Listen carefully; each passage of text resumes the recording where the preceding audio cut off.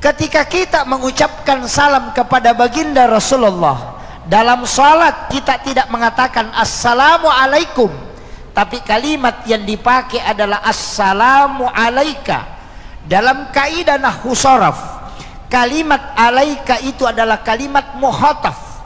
Muhataf itu adalah tidak ada jarak yang mengucapkan salam dan yang disalami. Maka ketika kita mengatakan assalamu alaika, berarti Rasulullah hadir di saat kita menyalami beliau.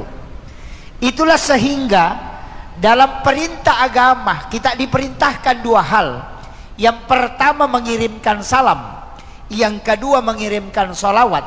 Di dalam sholat kita mengatakan assalamu alaika ayyuhan nabi wa rahmatullahi wa barakatuh.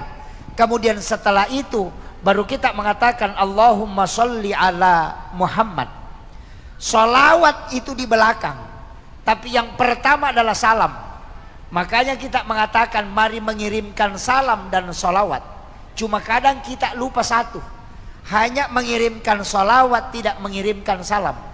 Saya di muqaddimah tadi sudah mengawali assalamu alaika ya Rasulullah, assalamu alaika ya Nabi Allah, assalamu alaika ya Aba Barruh.